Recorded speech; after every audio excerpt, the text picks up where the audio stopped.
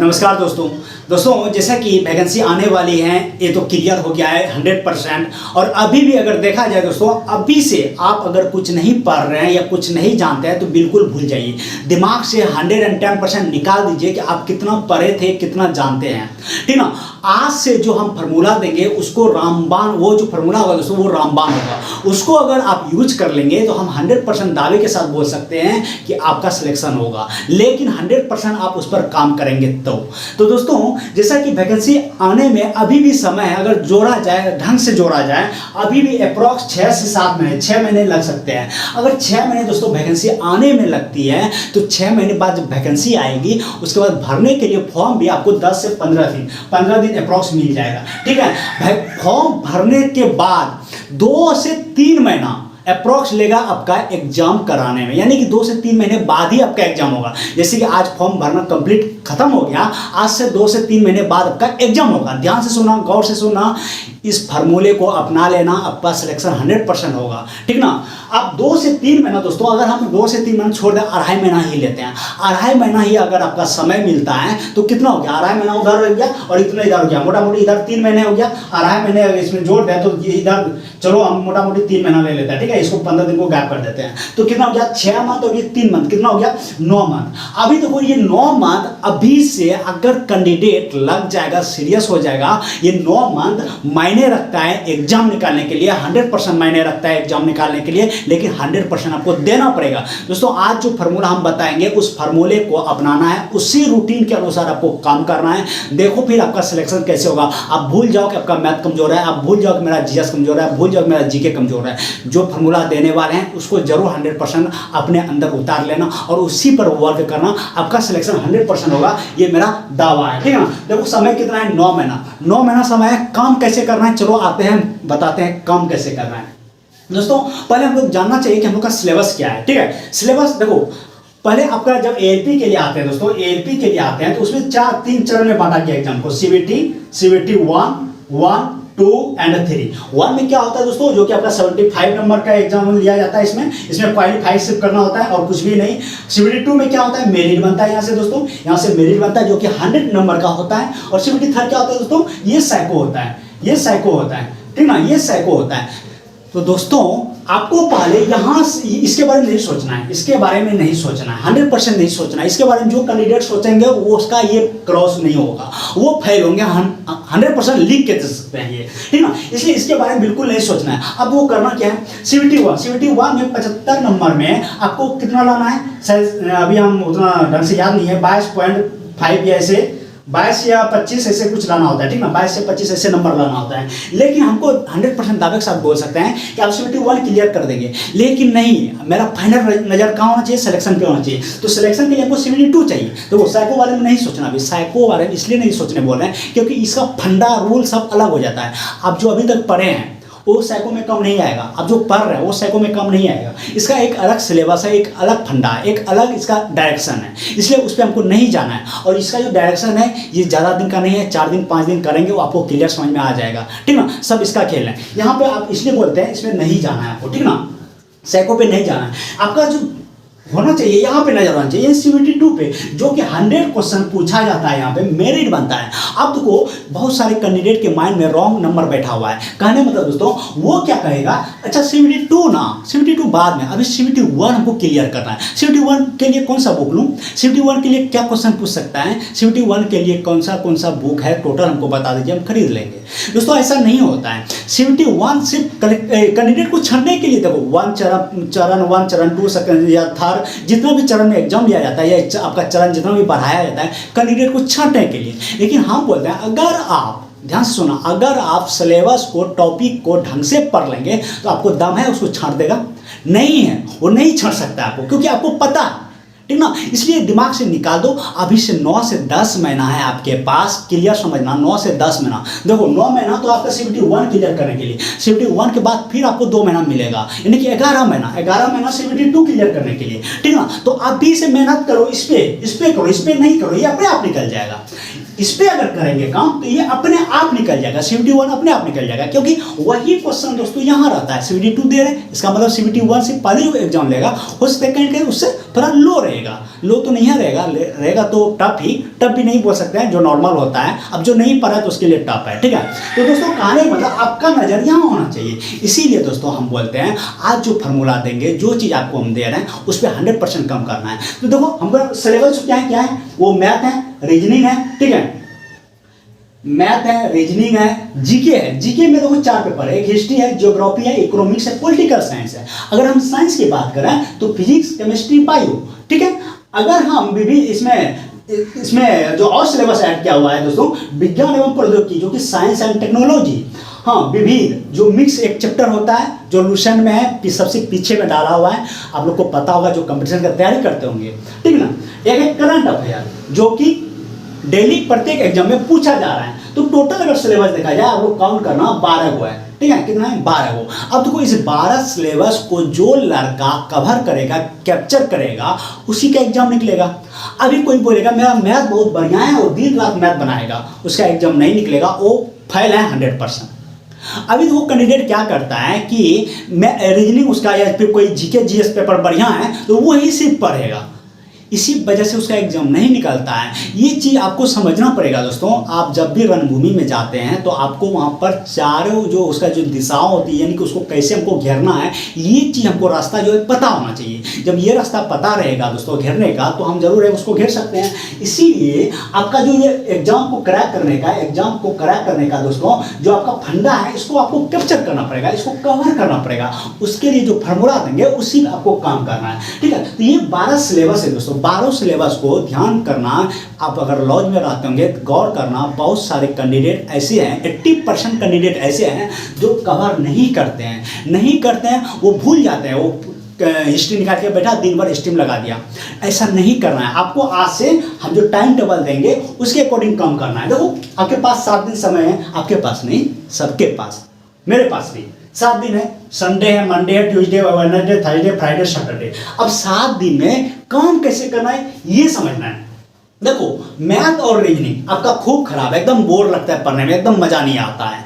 तो आपको क्या करना है दोस्तों, डेली बनाना है, टाइम लगाना, 1 घंटा मैथ पढ़ना है दोस्तों। हाँ, 1 घंटा मैथ पढ़ना, 1 घंटा से ज़्यादा नहीं होना चाहिए, 1 घंटा मैथ पढ़ना है और 30 मिनट रीजनिंग पढ़ना है, ठीक है। 1 घंटा मैथ पढ़ना है और 30 मिनट रीजनिंग पढ़ना है। उसके बाद जो समय बचेगा, पहला समय देखो मैथ और रीजनिंग में लगा देना, क्योंकि मैथ में हमको 1 ही घंटा देना है, उसके बाद रीजनिंग में भी हमको आधा घंटा देना है, 30 मिनट देना है, ठीक है। 1.5 घंटा मेरा समय चला गया। अभी देखो दोस्तों क्या हो गया, मेरा 1.5 घंटा समय चला गया, यानी कि 1 घंटा 30 मिनट ये मेरा चला गया। अब जो मेरे पास समय बचा है, हमको रूटीन बना दिया है दोस्तों। संडे को आपको पढ़ना है history, physics, current affair, science and technology और मिक्स, यानी कि विविध को डेली पढ़ना है, ध्यान रखिएगा। Current affair, physics, history, reasoning, math, ठीक ना, ध्यान दीजिएगा। ये जो है हमको ये संडे का रूटीन हो गया, ठीक ना, संडे का रूटीन हो गया। अब देखो मंडे को जब आएंगे फिर मेरा आएगा मैथ, रीजनिंग, अब यहां पर आ जाएगा ज्योग्राफी, केमिस्ट्री और करंट अफेयर। इसमें भी रहेगा साइंस एंड टेक्नोलॉजी और मिक्स यानी विविध, ये रहेगा। ट्यूसडे को जब आएंगे तो मैथ, रीजनिंग, यहां पर फिर चेंज होगा, इकोनॉमिक्स, बायो, करंट अफेयर। अभी देखना, आप लोग गौर करना, पहले हम पूरा बोल देते हैं। वेडनेसडे जब आएंगे फिर math, reasoning, political science, physics, current affair, विविध एंड मिक्स रहेगा। ट्यूसडे को जब आएंगे, थर्सडे को जब आएंगे, यहां पर आएगा मैथ, रीजनिंग, हिस्ट्री, केमिस्ट्री, हाँ, और इसके बाद करंट अफेयर, विविध और मिक्स, ठीक है, साइंस एंड टेक्नोलॉजी। फ्राइडे को जब आएंगे तो math, reasoning, geography, bio, current affair, विविध and science and technology. Saturday को जब आएंगे तो यहाँ पर फिर है math, reasoning, economics, political science, current affair और विविध और साइंस एंड टेक्नोलॉजी। देखो यहाँ पर आप गौर करो कि मैथ और रीजनिंग जो है हम आपके सिलेबस में डेली डाल दिए हैं। मैथ और रीजनिंग जो है सातों का सातों दिन हम डाल चुके हैं, ठीक है। मैथ और रीजनिंग सातों का सातों दिन डाले हैं, इसीलिए बोल रहे हैं कितनों कमजोर है मैथ आपका, कितनों कमजोर है। 1 घंटा मैथ बनाओ, 30 मिनट रीजनिंग बनाओ, आपका मैथ इतना बोल्ड हो जाएगा। और 9 महीना मायने रखता है दोस्तों, किसी भी चैप्टर को सिर्फ खत्म नहीं, उसको रिवीजन भी करना। आपका खत्म के साथ साथ रिवीजन हो जाएगा। अगर 1 घंटा मैथ डेली बनाएंगे, आपका खत्म ही नहीं बल्कि प्रत्येक चैप्टर रिवीजन हो जाएगा, और अभी से आपको करना है। अब देखो मैथ, रीजनिंग और साइंस एंड टेक्नोलॉजी और मिक्स और करंट अफेयर ये डेली डाले हैं। करंट अफेयर डेली इसलिए डाले हैं, देखो एक चीज़ और नोट कर लेना कि करंट अफेयर अगर आप इससे पहले ढंग से नहीं पढ़ते थे या नहीं पढ़े हैं, जैसे आज से पीछे के 6 महीने, हाँ ये साल भर नहीं पढ़े हैं तो भूल जाओ। आज से 2 से 3 महीना पीछे चल जाना आप, ठीक है ना, 2 से 3 महीना पीछे चल जाओ और वहाँ से पढ़ना चालू कर दो। पढ़ना चालू कर दो जब तक एग्जाम आएगा आपका 9 से 10 महीना हो जाएगा। और करंट अफेयर तो ज़्यादा पीछे पूछता नहीं है, साल 2 साल पूछता है पीछे का, तो साल 2 साल आपने कवर कर रहे हैं। अभी से देखो प्रेशर नहीं बढ़ेगा, ध्यान से सुना, प्रेशर नहीं बढ़ेगा। इसलिए दोस्तों बोल रहे हैं कि अगर आपको कैप्चर करना है तो अभी से इस पर कम करना है, तो आज से 2 से 3 महीना पीछे चल जाना, वहां से करंट अफेयर कवर करना चालू कर दो। पर डे का जो करंट आता है, जो पीडी आता है, जो मंथली आता है, उसको देखो। और स्पीडी या एडिटोरिया और एक प्लेटफॉर्म, 3 प्रकाशन में से 2 कोई रखो, एक स्पीडी ले लेना और एक आपका इसका प्लेटफॉर्म का ले लेना। 2 को एडिटोरिया नहीं लेंगे तो चलेगा, ठीक ना, क्योंकि एडिटोरिया ज़्यादातर बीपीएससी को फोकस करता है, इसलिए आप स्पीडी और इसका प्लेटफॉर्म का ये 2 को करंट अफेयर ले लेना और एक मंथली जो पीडी आता है वो ले लेना। ये 3 करंट अफेयर आपके पास होना चाहिए और डेली पढ़ना है, डेली पढ़ना है, ठीक ना। इसी देखो करंट अफेयर आपका डेली डाले हुए हैं, करंट अफेयर आपका डेली डाले हुए हैं। करंट अफेयर मैथ, रीजनिंग, विविध, साइंस एंड टेक्नोलॉजी 4 से 5 पेज हैं, वो 1 सप्ताह में खत्म हो जाएगा, बेसिक 2 सप्ताह जाएगा। उसके बाद जो पढ़ेंगे आपका रिवीजन होगा, समय ही समय बचेगा। जब आप किसी भी टॉपिक को एक बार पढ़ लेते हैं, जब आप उसका रिवीजन करते हैं तो आपका समय घट जाता है। जिस टॉपिक को पढ़ने में आपको 30 मिनट लगता था, उस टॉपिक को पढ़ने में 10 मिनट लगेगा। आजमा लेना, ये मेरा देखा हुआ है, ठीक ना। तो दोस्तों ये चीज हो गया, डेली का हो गया, मैथ रीजनिंग डेली हो गया, current affair, science and technology और विविध डेली हो गया। आपका सिलेबस चेंज कहाँ हो रहा है? चेंज हो रहा है दोस्तों। यहाँ पर हम पढ़े संडे को हिस्ट्री और फिजिक्स, मंडे को पढ़े ज्योग्राफी और केमिस्ट्री, ट्यूसडे को पढ़े इकोनॉमिक्स और बायो, वेडनेसडे को पढ़े पॉलिटिकल साइंस और फिजिक्स, थर्सडे को पढ़े हिस्ट्री और केमिस्ट्री। अब रिपीट होने लगा, खत्म हो गया यहाँ पे, अब रिपीट होने लगा। देखो थर्सडे को फिर से हम हिस्ट्री पढ़ने लगे, हिस्ट्री पढ़े थे संडे को, फिर से हिस्ट्री पढ़ने लगे, ठीक है। केमिस्ट्री पढ़े थे, फिर से केमिस्ट्री पढ़ने लगे। हाँ, फ्राइडे को ज्योग्राफी पढ़ने लगे और बायो पढ़ने लगे, ज्योग्राफी पढ़े थे, बायो पढ़ने लगे, फिर से रिवीजन होने लगा, मतलब रिपीट होने लगा सिलेबस मेरा, ठीक है। सैटरडे को इकोनॉमिक्स और पॉलिटिकल साइंस। अब देखो यहाँ पर एक चीज नोट करने वाली बात है कि जो सिलेबस आज पढ़े हम, आज चलो हम ज्योग्राफी पढ़ रहे हैं, कल जो पढ़ेंगे हम क्या पढ़ेंगे? इकोनॉमिक्स पढ़ेंगे। लेकिन अब जो ज्योग्राफी आएगा कब आएगा? देखो यहाँ पर हिस्ट्री पढ़े थे हम संडे को, अब हिस्ट्री गिरा कब मेरा?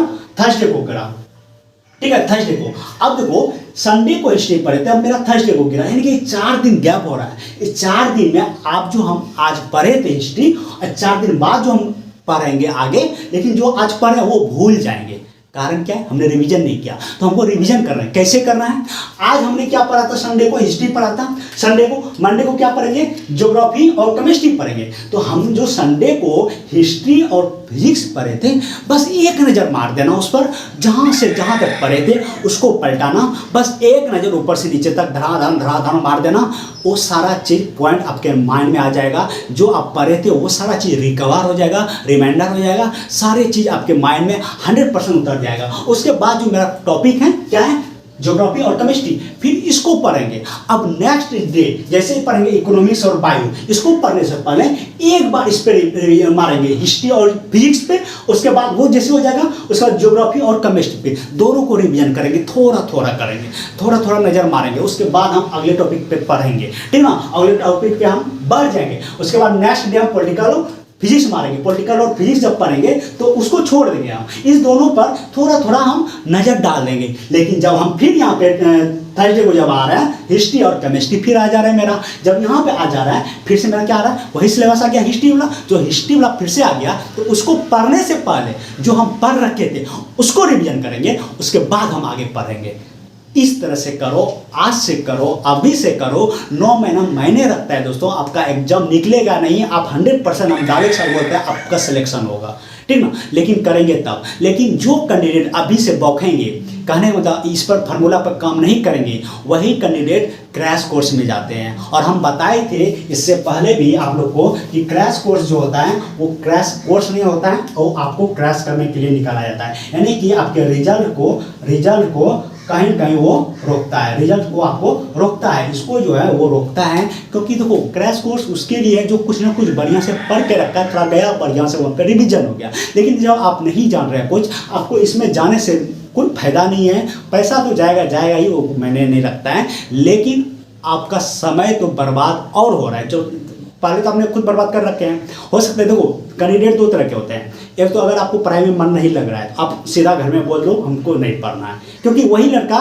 जाएगा क्रैश कोर्स में बौखेगा, 500 में क्रैश कोर्स यहाँ है, 400 में यहाँ है, 300 में यहाँ है, 200 में यहाँ है, वही लड़का बौखेगा। तो आप साथ साथ में अपना समय बर्बाद कर रहे हैं, साथ में गार्जियन का पैसा बर्बाद कर रहे हैं, या फिर गार्जियन को आप बेवकूफ़ बना रहे हैं। ये चीज़ ज़्यादा दिन नहीं चलेगा, फिर आपके ऊपर घर से प्रेशर आने लगेगा, फिर आप 10,000 12,000 रुपये कहीं कमाएंगे। इससे बेहतर है कि उससे पहले ही आप इस पर आपको डिसीजन ले लेना चाहिए, ठीक ना। इसीलिए दोस्तों उस चक्कर में ना पड़ें, जो आपने अभी तक किए हैं उस सारी चीज़ भूल जाइए और इस पर काम कीजिए, ठीक ना। ये जो आपका सिलेबस बनाए हैं हम, ये टॉपिक बनाए दोस्तों, ये रामबाण है, ये रामबाण है, और इस पर कई सारे कैंडिडेट जो आपको सफल होते हुए नजर आते हैं, उसके पीछे यही रीजन है। कैंडिडेट क्या करते हैं, हम जो आज पढ़ें, हम जो अब कल पढ़ेंगे तो साथी हम आज वाला रिवीजन ही नहीं करते हैं, आज वाला रिवीजन नहीं करते हैं, हम भूल जाते हैं माइंड में। जब एग्जाम में बैठते हैं तो कन्फ्यूजन होने लगता है। कारण क्या है, हम उसको एक बार पढ़ें, कहीं कहीं देखें, अभी याद नहीं आ रहा है उसका आंसर हूबहू होगा क्या, यही वजह है आप रिवीजन नहीं करते हैं। आप रिवीजन कीजिए, जो हम आज पढ़े हैं अगला दिन जैसे हम नेक्स्ट टॉपिक पढ़ेंगे उससे पहले हम इसको रिवीजन कर लेंगे, तो देखो फिर आपका ये चीज़ नहीं होगा, 100% नहीं होगा, आपका कन्फ्यूजन दूर होगा। ये मेरा देखा हुआ है दोस्तों, अब इसीलिए हम कह रहे हैं इस पर काम करो, ठीक है। तो उम्मीद करेंगे इस पर आप लोग काम करेंगे, और जो जो कैंडिडेट इस पर काम करेंगे हमको जरूर कमेंट में लिखिएगा कि भैया हम आज से ये काम कर रहे हैं। और ये चीज़ आप मोबाइल में ना रहने दीजिएगा, आप ये चीज़ एक कॉपी में या फिर आप बोल सकते हैं जो भी आपके पास पेज है उसमें आप लिख लीजिए, और जहाँ आप सोते हैं, जहाँ आप पढ़ाई करते हैं वहाँ पर आप इसको चिपका दीजिए। आपके नज़र के सामने होना चाहिए, जैसे हम सोते हैं उसके सामने होना चाहिए, फ्रंट पे होना चाहिए, ताकि मैं जैसे आँख खुलेगा मेरा टॉपिक पे नज़र गिरेगा, दाएं मेरा माइंड में रिकॉल कर देगा, चलो हमको ये फटाफट करना है, ये काम करना है, ठीक ना। इसीलिए ये चीज़ करो आप। और डेली एक चीज़ और नोटिस कर लेना, और एक चीज़ नोट कर लेना, करंट अफेयर जो है सबसे पहले पढ़ना। ये सारा चीज़ करने से पहले करंट अफेयर पढ़ना। करंट अफेयर कैसे पढ़ना, जैसे आपके घर में पेपर आता है, आप पेपर लेते होंगे, देखना पेपर का जब बात पढ़ते हैं तो एक एक बात आपका माइंड में रह जाता है, वो नहीं भूलते हैं। तो कारण क्या है, वो ताज़ा खबर होता है, जैसे पढ़ते हैं ना वो माइंड में रहता है, वो सबको होता है। उसी तरह करंट अफेयर जो है वो एक समझ लो एक तरह का पेपर है, उसको समझना है, उसको अपने माइंड में उतारना है, रटना नहीं है, बस क्लियर है। पहले करंट अफेयर पढ़ लेना, उसके बाद करंट अफेयर को पेपर की तरह रीड करना, वो माइंड में रहेगा आपका। उसके बाद ये सारा टॉपिक को पढ़ना है, कवर करना है। तो दोस्तों उम्मीद करेंगे ये सारी चीज़ समझे होंगे, और वीडियो को यहीं तक रहने देते हैं, और ज़्यादा से ज़्यादा चैनल को जोड़िए, यानी कि शेयर कीजिए, और उन लड़का को, उन कैंडिडेट को जरूर जोड़िए जो कि कंपटीशन में कहीं कहीं जल्द से जल्द कुछ करना चाहता है। मिलते हैं दोस्तों नेक्स्ट वीडियो में, तब तक के लिए जय हिंद।